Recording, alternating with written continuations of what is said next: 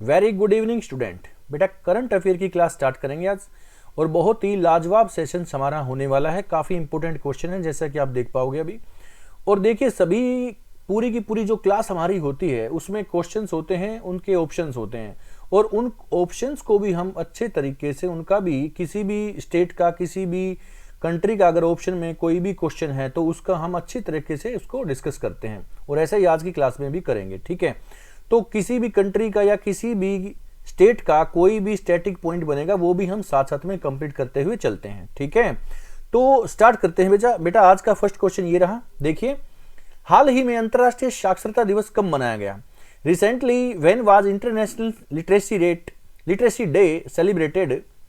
तो ये कब सेलिब्रेट किया गया बेटा? अभी हाल ही में अंतरराष्ट्रीय साक्षरता दिवस कब मनाया गया?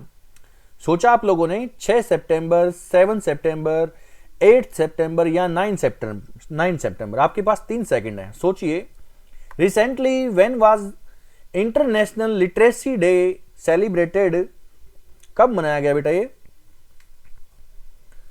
6 सितंबर, 7 सितंबर, 8 सितंबर और 9 सितंबर। आंसर इज 8 सितंबर, ऑप्शन सी। 8 सितंबर को बेटा ये दिवस मनाया गया है अभी। ठीक है, हाल ही में अंतरराष्ट्रीय साक्षरता दिवस अभी 8 सितंबर को मनाया गया है। ठीक है, इसके बारे में थोड़ा सा बात करूं। देखिए, भारत में सबसे ज्यादा साक्षरता वाला राज्य कौन सा है? भारत में सबसे ज्यादा साक्षरता वाला राज्य है केरल। कौन सा राज्य बेटा? केरल। केरल की साक्षरता दर कितनी है? लगभग 94%। कितनी है? केरल की साक्षरता दर 94% है। इसको हम पूरी तरह से 100% साक्षर राज्य हम इसको मानते हैं क्योंकि सबसे अधिक साक्षरता दर वाला राज्य केरला है। केरला के बाद और भी बहुत सारे, लेकिन सबसे कम वाला कौन सा? देखो, एक तो आपसे पूछा जाएगा कि भारत में सबसे ज्यादा पढ़ा लिखा राज्य कौन सा और सबसे कम कौन सा। लिटरेसी रेट सबसे ज्यादा केरला का है और लिटरेसी रेट सबसे कम किसका है? तो लिटरेसी रेट सबसे कम है बेटा बिहार का। किसका? बिहार का। बिहार का लिटरेसी रेट कितना है बता सकते हैं? बिहार का लिटरेसी रेट आपको कितना मिलेगा? बिहार का लिटरेसी रेट बेटा बहुत कम है, लगभग 62%। ये जो मैं लिटरेसी रेट आपको बता रहा हूं अकॉर्डिंग टू 2011 सेंसस, 2011 सेंसस मतलब जनगणना। जो 2011 में जनगणना हुई थी उसके अनुसार भारत में सबसे ज्यादा पढ़े लिखे आदमी रहते हैं केरला में। भारत में सबसे कम पढ़े लिखे आदमी रहते हैं बिहार के अंदर। भारत की साक्षरता दर कितनी है बेटा? अब मैं पूरे इंडिया की साक्षरता दर आपसे पूछ रहा हूं। भारत की साक्षरता दर, भारत की लिटरेसी रेट, साक्षरता दर, भारत की साक्षरता दर है बेटा 74.04%। भारत का ये लिटरेसी रेट है बेटा, कितना है? 74.04%। भारत में लगभग आप मान के चलें कि 75% आदमी पढ़े लिखे रहते हैं। ठीक है ना, ये सभी के सभी में 2011 की सेंसस के अकॉर्डिंग पॉइंट आपको बता रहा हूं क्योंकि उसके बाद सेंसस नहीं हुआ बेटा। अभी तक हमारे पास जो डेटा अवेलेबल है वो ए मान के चलें आप। ठीक है, जिसमें आदमियों की साक्षरता दर कितनी है? पुरुषों की साक्षरता दर है इसमें 82% लगभग। इसमें महिलाओं की साक्षरता दर कितनी है? लगभग 65%, लगभग 65%। ठीक है, तो महिलाओं की साक्षरता दर 2011 में थी 65%, आदमियों की साक्षरता दर थी लगभग 82%। पूरे भारत की साक्षरता दर थी कितनी? 74%। सबसे ज्यादा साक्षरता वाला राज्य केरला 94%, सबसे कम साक्षर वाला राज्य बिहार 62%। साक्षरता दिवस, विश्व साक्षरता दिवस मनाया जाता है 8 सितंबर को, जो कि अभी हाल ही में कल ही मनाया गया। आज 9 सितंबर है तो ये कल 8 सितंबर को ये दिवस मनाया गया। बहुत ही इंपॉर्टेंट क्वेश्चन है, सबको कॉपी पेन लेके बैठना है, सबको सारी चीजें नोट करते हुए चल दी हैं। देखो कितने अच्छे क्वेश्चन है, सारी चीजें इसमें। बिहार की साक्षरता दर कितनी, केरला की कितनी, भारत की कितनी, पुरुष कितने पढ़े लिखे, महिलाएं कितनी हैं। ओके, तो ये सारी चीजें आप इस क्वेश्चन में सीख पाओगे। सेकंड क्वेश्चन देखते हैं बेटा, ये रहा। हाल ही में हीथ स्ट्रीक क्रिकेटर का निधन हो गया, वह कौन से देश के थे? Heath Streak cricketer passed away recently. He was a player of which countries, काफी बच्चों ने इनको खेलते हुए देखा होगा। देखो, जिन बच्चों ने सचिन तेंदुलकर को खेलते हुए देखा तो इनको भी जरूर देखा होगा। सचिन तेंदुलकर के समय में ही थे ये प्लेयर, ये बहुत बड़े प्लेयर थे। कौन सी कंट्री के थे? ऑप्शंस हैं आपके सामने। Option A Australia, option B Kenya, option C Zimbabwe या ऑप्शन डी साउथ अफ्रीका। तो आंसर क्या है बेटा इसका? इसका आंसर आप दे पाओगे क्या? सोचा आप लोगों ने? इसका आंसर है जिम्बाब्वे। जिम्बाब्वे, जिम्बाब्वे इसका आंसर होगा, बिल्कुल सही। ओके, तो जिम्बाब्वे इसका आंसर है। हीथ स्ट्रीक, बहुत बड़े प्लेयर थे जिम्बाब्वे के, ठीक है। सचिन तेंदुलकर, सौरभ गांगुली, द्रविड़, है ना, इनके समय के थे हीथ स्ट्रीक। अभी ये संन्यास ले चुके थे, ठीक है, लेकिन बहुत बड़े प्लेयर रहे हैं अपने समय के। ऑलराउंडर बताए जाते थे बेटा, ये बॉलिंग भी करते थे और ये बैटिंग भी करते थे, बड़ी अच्छी। Zimbabwe, Zimbabwe is a country of south, is a country of Africa continent. ये कहाँ की कंट्री है जिम्बाब्वे? ये अफ्रीका महाद्वीप का देश है जिम्बाब्वे। ऐसे ही कीनिया कहाँ का है? कीनिया भी अफ्रीका महाद्वीप का देश है। साउथ अफ्रीका भी अफ्रीका महाद्वीप का देश है। ऑस्ट्रेलिया, ऑस्ट्रेलिया महाद्वीप का देश है ना। तो जिम्बाब्वे के क्रिकेटर थे कौन से? हीथ स्ट्रीक, जो कि सचिन तेंदुलकर के कंटेम्पररी बताए जाते हैं। ओके, आगे बढ़ते हैं। क्वेश्चन नंबर 3, 3 दिवसीय काठमांडू कलिंग साहित्य महोत्सव का आयोजन कहाँ किया गया? ये 3 दिवस तक चलने वाला महोत्सव था बेटा, अभी रिसेंटली हुआ है। Where was the 3-day Kathmandu Kalinga literary festival organised? कहां पर ये ऑर्गेनाइज्ड हुआ है? तो ये बेटा option A Thimphu, option B Lalitpur Nepal, option C Lucknow India या फिर नन ऑफ दीज। तो आंसर क्या है इसका? आप लोगों ने सोचा?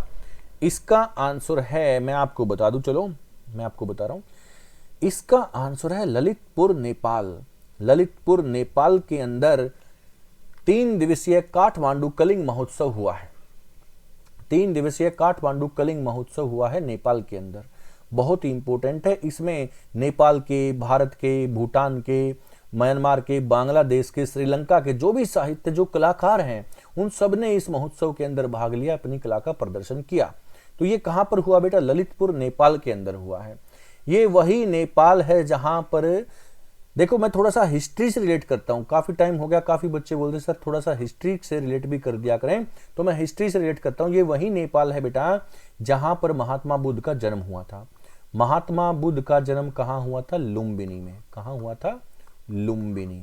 लुम्बिनी किधर है बेटा? नेपाल के अंदर। महात्मा बुद्ध का जन्म कब हुआ था? यहां पर 563 बीसी में। 563 बीसी में महात्मा बुद्ध का जन्म लुम्बिनी कपिलवस्तु में हुआ था।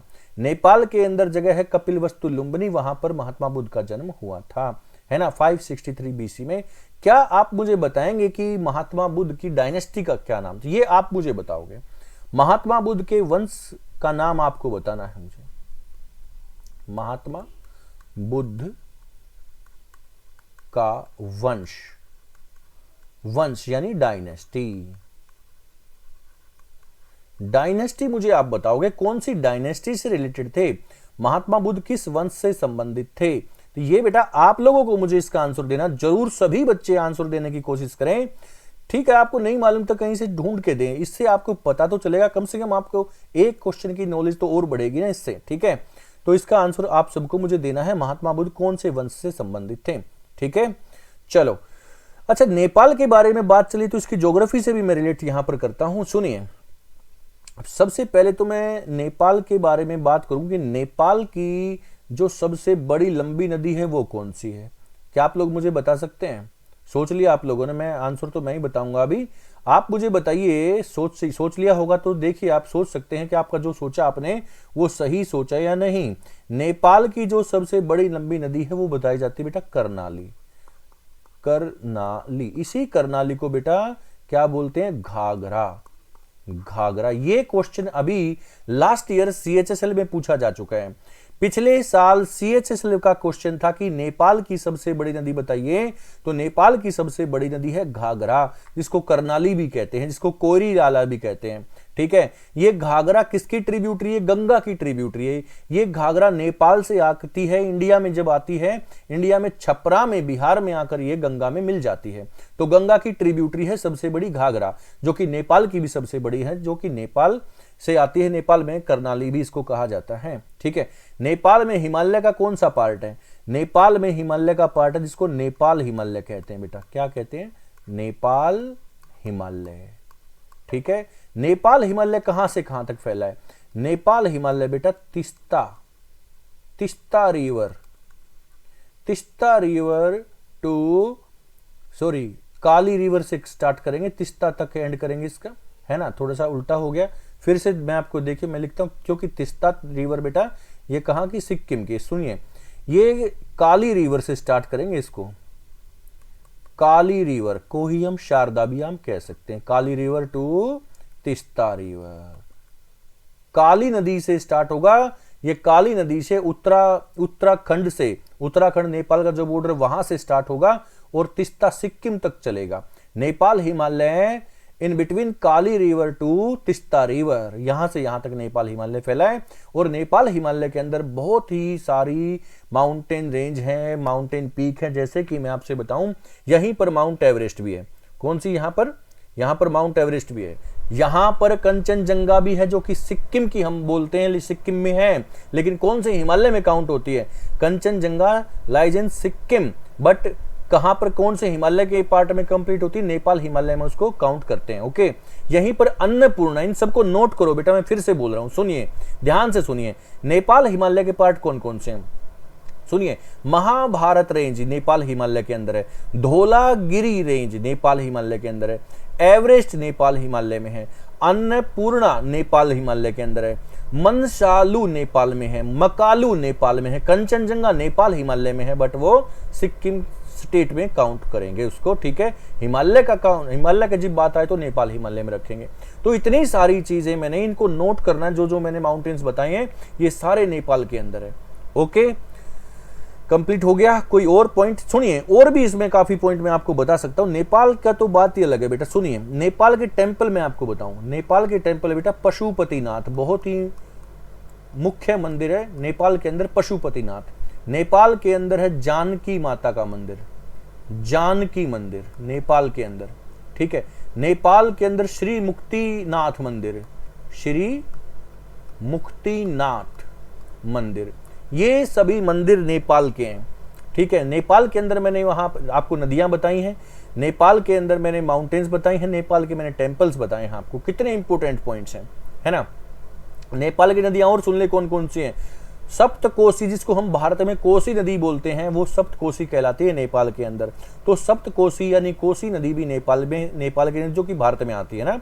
घाघरा नदी, गंडक नदी, सप्तकोसी नदी, है ना, ये, और बागमती नदी। सुनिए, एक पॉइंट और सुनिए, यहाँ पर बहुत ही लाजवाब क्वेश्चन एक और याद आ रहा है। देखो, सारी चीजें मैंने ऑफलाइन क्लास में करा रखी बेटा आप लोगों, क्योंकि काफी बच्चे ऐसे हैं जो हमसे ऑनलाइन पढ़ते हैं, तो उनके लिए मैं फिर से बता दूं। सुनिए ध्यान से, नेपाल की कैपिटल क्या है? काठमांडू।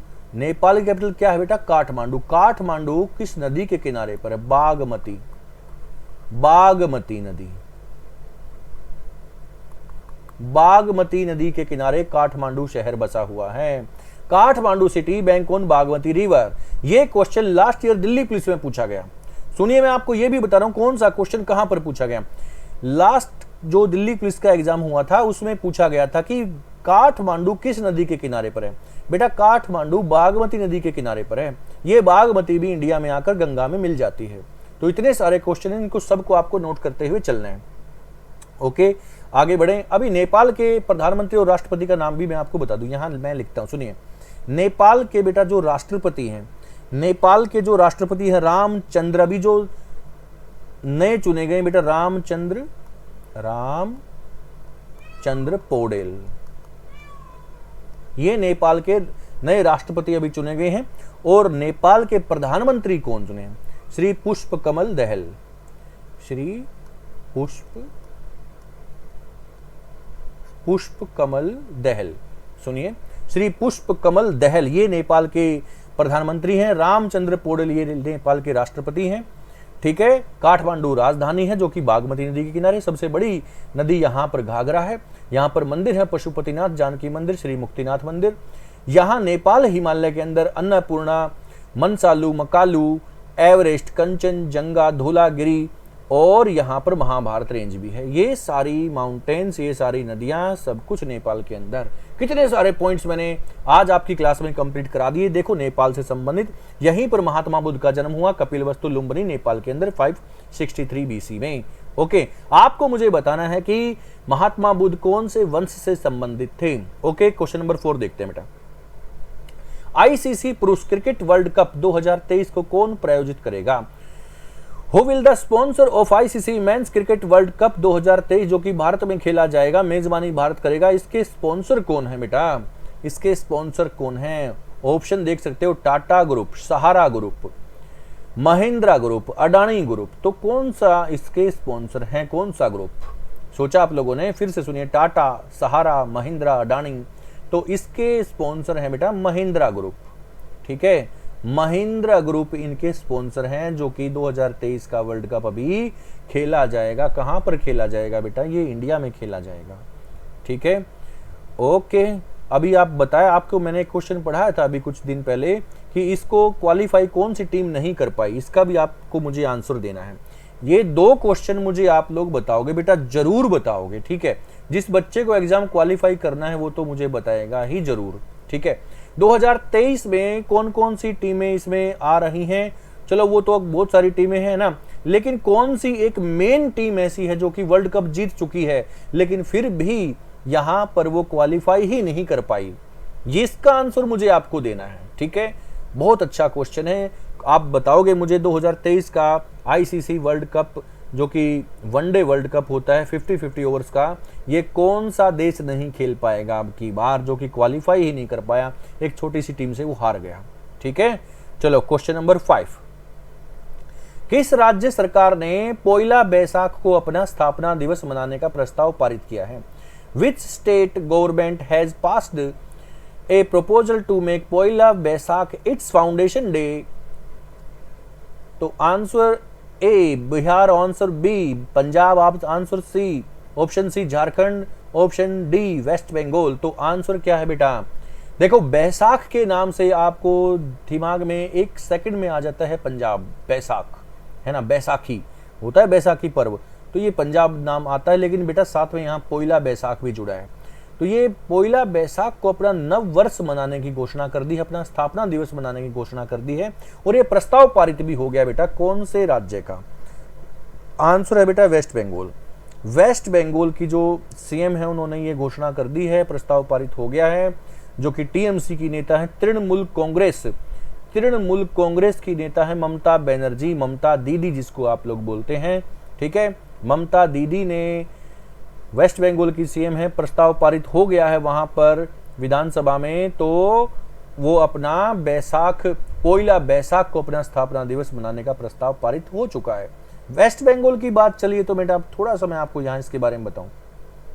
वेस्ट बंगाल एक ऐसा राज्य है बेटा जो 3 देशों से छूता है। इसका क्वेश्चन का आंसर भी बेटा आप लोगों को मुझे देना चाहिए, लेकिन मैं आपको बता दूं फिर आपके सामने कई क्वेश्चन हो जाएंगे। सुनिए, वेस्ट बंगाल आपको पता है कि एक तो वो बांग्लादेश को छूता है, ऊपर तक जाता है तो वो ऊपर से बेटा नेपाल को भी छूता है, बांग्लादेश वहां भूटान को भी छूता है। तो भूटान, नेपाल और बांग्लादेश, वेस्ट बंगाल टच करता है बांग्लादेश को, नेपाल को, भूटान को, 3 देशों को। वेस्ट बंगाल से जब गंगा नदी फ्लो करती है वेस्ट बंगाल में, तो गंगा नदी का नाम वहां पर पद्मा नदी होता है बेटा। क्या होता है? पद्मा। ठीक है, सॉरी पद्मा नहीं, सुनिए, पद्मा नाम होता है बांग्लादेश में, गंगा नदी का नाम पद्मा कहां पर होता है? बांग्लादेश में होता है, सॉरी। लेकिन वेस्ट बंगाल में उसकी डिस्ट्रीब्यूटरी निकलती है हुगली। ध्यान से सुनना पॉइंट बेटा, गंगा नदी जब वेस्ट बंगाल से फ्लो करती है तो वहीं से उसकी ब्रांच एक अलग हो जाती है जिस नदी का नाम है हुगली, और हुगली की ट्रिब्यूटरी वहां पर है दामोदर। दामोदर नदी पर भारत की सबसे पहली नदी घाटी परियोजना थी जिसका नाम दामोदर रिवर वैली प्रोजेक्ट था।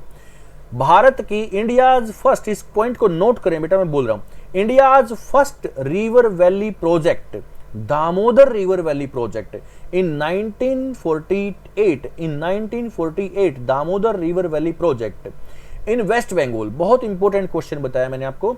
इन वेस्ट बंगाल, पश्चिम बंगाल के अंदर भारत की पहली नदी घाटी परियोजना दामोदर नदी घाटी परियोजना थी, जो कि 1948 में बनी थी। ठीक है, दामोदर किसकी सहायक नदी है? हुगली की। और हुगली किसकी डिस्ट्रीब्यूटरी, किसकी ब्रांच है, किसकी वितरिका है? वो है गंगा की। वितरिका, ब्रांच या डिस्ट्रीब्यूटरी उस नदी को कहते हैं जो कि मुख्य नदी से अलग हो जाती है। ठीक है, तो गंगा से अलग होती वहां पर हुगली। हुगली नदी के किनारे सबसे बड़ा शहर है कोलकाता। सबसे बड़ा शहर बेटा कौन सा है वहां पर? कोलकाता। तो ये सारे पॉइंट आप देख सकते हैं। ओके, चलो आगे बढ़ते हैं। इसमें क्वेश्चन नंबर 6 देखते हैं। क्वेश्चन नंबर 6, हाल ही में स्वयं को दिवालिया घोषित करने वाला कौन सा ब्रिटिश शहर है? विच British city recently declared itself bankrupt? तो बेटा खुद को ही हम नहीं कह रहे, कोई वर्ल्ड में कोई दूसरा देश नहीं कह रहा, ये देश खुद ही कह रहा है, जो कि आप देख सकते हैं, जो कि ब्रिटेन का दूसरा सबसे बड़ा शहर है। कौन सा? क्या लंदन, क्या साउथहैम्पटन, क्या बर्मिंघम, क्या मैनचेस्टर? नहीं, देखो सबसे बड़ा शहर तो लंदन है। वहां पर ब्रिटेन के अंदर सबसे बड़ा शहर है लंदन, लेकिन सेकंड बिगेस्ट कौन सा बेटा? बर्मिंघम।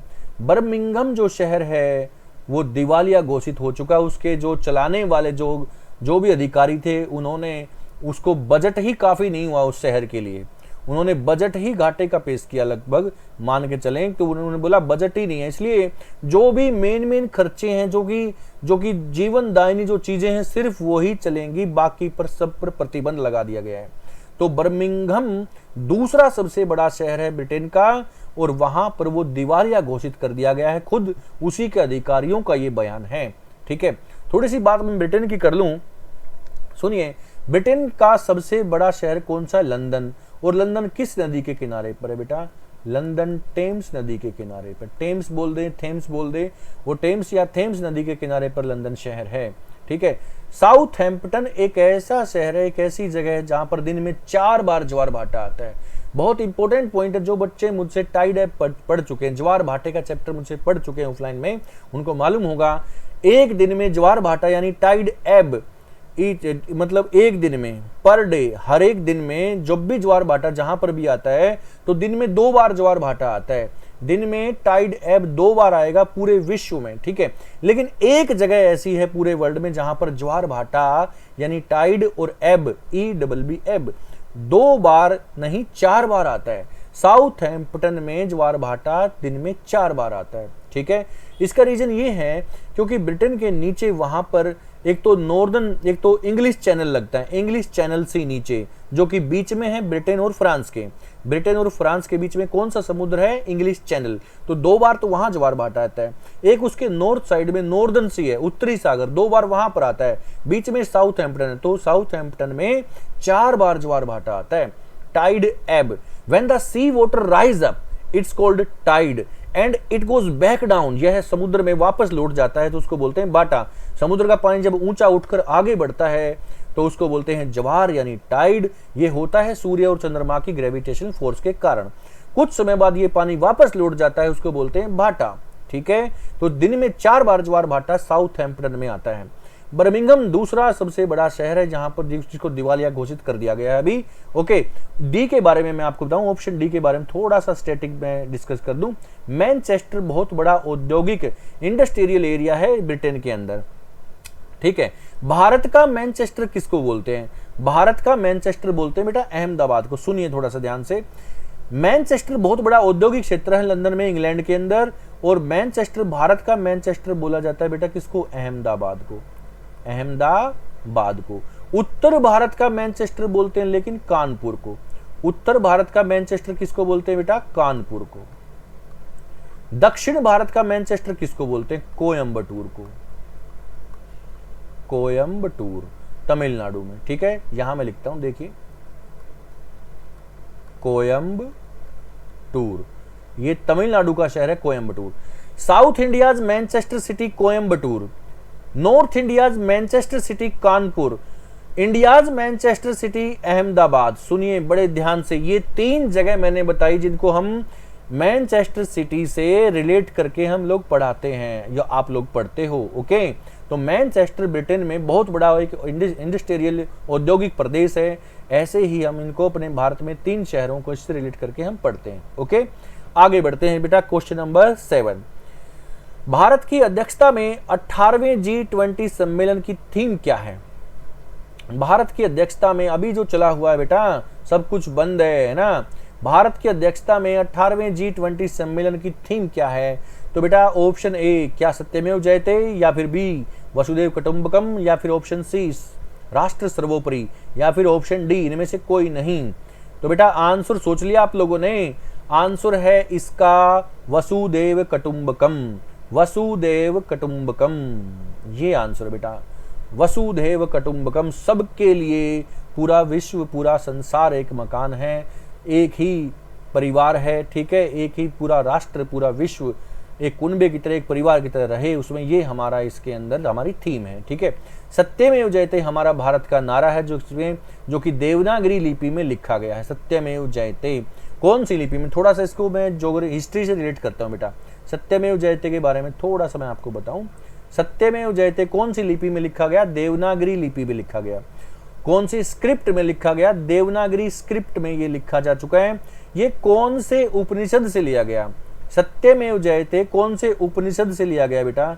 तो सुनिए, मुंडक उपनिषद। मुंडक उपनिषद, मुंडक उपनिषद से लिया गया है। उपनिषदों की संख्या कितनी बेटा? 108।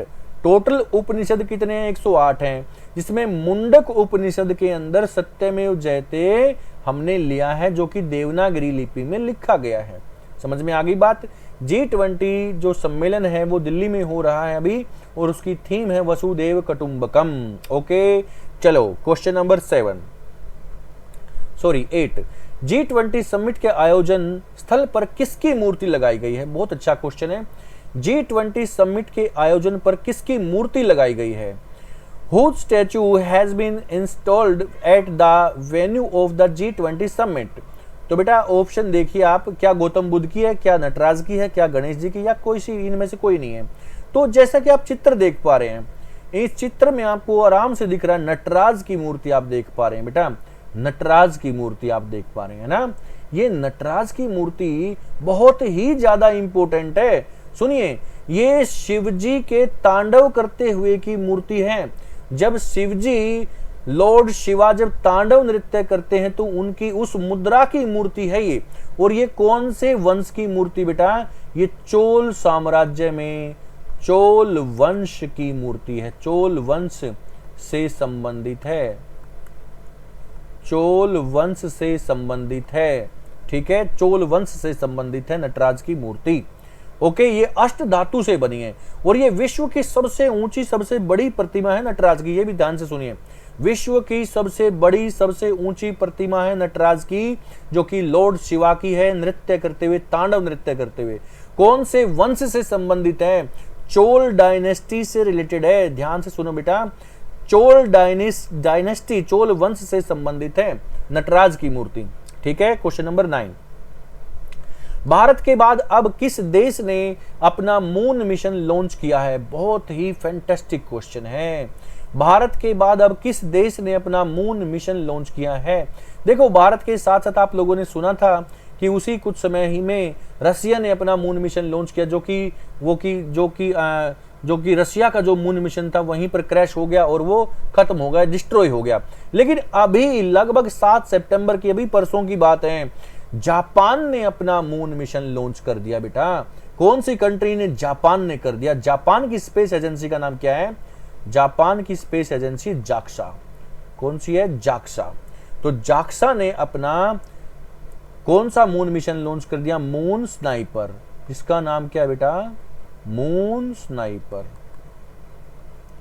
मून स्नाइपर, ध्यान से लिखना इसको। Moon sniper is the moon mission of JAXA, JAXA space agency of Japan. तो बेटा जाक्सा ने ये लॉन्च कर दिया मून स्नाइपर। ठीक है, चंद्रमा चंद्रमा स्नाइपर, ये मून मिशन है जापान का, जो कि 7 सितंबर को अभी लॉन्च किया गया है। देखो बेटा, ये जो मून स्नाइपर, इसको बनाने में किस किस की भूमिका है? मून स्नाइपर को बनाया था किसने? एक तो इसमें जाक्सा शामिल है, एक इसमें नासा शामिल है, और इसमें यूरोपियन स्पेस एजेंसी भी शामिल है। तो इन तीनों की सहायता से मिलकर मून स्नाइपर बना, लेकिन ये लॉन्च किया जाक्सा ने, जापान देश ने अभी ये लॉन्च किया है। ठीक है, क्या फैंटास्टिक क्वेश्चन है। अभी मैंने थोड़े दिन पहले आपको लूपेक्स भी पढ़ाया था। हम अभी भी पीछे नहीं बैठे हैं, हम अभी भी कार्यरत हैं, हम काम कर रहे हैं। लूपेक्स, ठीक है, lunar polar exploration. Lunar polar exploration ये फुल फॉर्म होती है, और ये चंद्रयान 4 की संज्ञा इसको दी जाती है, जो कि 2025 में हम इसको छोड़ सकते हैं, 2025 में इसको लॉन्च कर सकते हैं, लूपेक्स को। ठीक है, लूपेक्स को। तो ये चंद्रयान 4 की संज्ञा इसको दी जाती है, लूपेक्स, लूनर पोलर एक्सप्लोरेशन। ठीक है, तो ये हमारा अभी गगनयान हम छोड़ने वाले हैं, गगनयान। ठीक है, अभी हमने अपना सोलर मिशन छोड़ा है, आदित्य L1। तो बहुत सारी चीजें, इंडिया तो बहुत आगे निकल चुका है इन सबसे। ठीक है, आगे बढ़ते हैं। क्वेश्चन नंबर 10, कौन से देश ने सरकारी स्कूलों में इस्लामी परिधान अबाया पहनने पर प्रतिबंध लगाया है? Which country has banned wearing abaya in government school? Abaya आप देख सकते हो चित्र में, अब आपको समझ में भी आ गया होगा अबाया है क्या। अबाया बोलते बेटा बुर्के को। अबाया किसको बोलते हैं? बुर्का। यहाँ पर बुर्का पहने कुछ लड़कियां, कुछ महिलाएं, कुछ स्कूली लड़कियां हैं ये, जो कि आपको बुर्का यानी अबाया पहने में दिखाई दे रही हैं। कौन सा देश है जिसने अभी ये अबाया पहनने पर पूरी तरह से बैन कर दिया, वहां पर इसको प्रतिबंधित कर दिया है? तो आंसर क्या है? आंसर क्या है? क्या फ्रांस है, क्या इटली है, क्या ब्रिटेन, या फिर कनाडा? तो बेटा इसका आंसर है इसमें फ्रांस। आंसर क्या है? फ्रांस। देखिए, इसका ये इसलिए वहां पर बैन किया गया क्योंकि स्कूल के अंदर बेटा पता नहीं कितने जाति के, कितने धर्म के, कितने संप्रदाय के अलग अलग समूह के बच्चे जाते हैं, जो कि शिक्षा ग्रहण करने जाते हैं, ना कि अपने धर्म का प्रदर्शन करने के लिए, ना कि अपने धर्म को अच्छा या बुरा या फिर बेस्ट समझाने के लिए। ऐसा नहीं है, है ना? इसलिए वहां पर इसको बैन कर दिया गया है। तो अबाया को वहां पर बैन कर दिया गया है बेटा फ्रांस के अंदर, ताकि कोई भी धर्म विशेष का वहां पर कोई भी अपने धर्म विशेष को थोड़ा सा बढ़ा चढ़ाकर या किसी भी तरह की कोई उसमें हस्तक्षेप ना हो सके किसी भी धर्म का, इसलिए वहां पर बैन कर दिया गया। काफी इस लोगों को इस पर गुस्सा भी है और काफी इसको सही भी बता रहे हैं। तो आप लोग सोचिए आपकी इसमें क्या राय है। ठीक है, आगे बढ़ते बेटा। आज की क्लास सुनिए, ये 10 क्वेश्चन थे, बहुत ही फैंटास्टिक क्वेश्चन थे।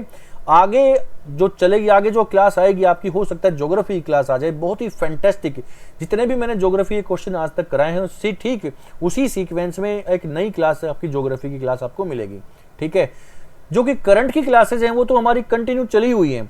मैंने अप्रैल से स्टार्ट किया था बेटा पूरा करंट अफेयर स्टार्ट करना, अप्रैल से लेकर अब सितंबर आ गया, लगातार करंट की क्लासेज आपके सामने हैं। इस चैनल पे आपको अप्रैल से लेकर और अभी तक सितंबर तक, 9 सितंबर तक पूरा करंट पढ़ने को आपको मिलेगा बेटा। ठीक है, और अभी दिल्ली पुलिस की वैकेंसी आ गई तो 2022 का भी मैं पूरा करंट इसमें डालूंगा। ठीक है ना? तो काफी बच्चे हैं ऐसे जो कि वैकेंसी देखते हैं, जिन्होंने जो 12th पास कर चुके हैं, तो सभी बच्चों के पास ये क्लासेज शेयर किया करो बेटा। ओके, क्लासेज को लाइक और शेयर करना बिल्कुल मत भूलिए। ठीक है, पढ़ने वाले बच्चों के पास तो जरूर भेजिए। चलो मिलते हैं नेक्स्ट सेशन में बेटा। ठीक है, thank you very much. Like करके जरूर बताना कि आपको सेशन कैसा लगा। Thank you very much.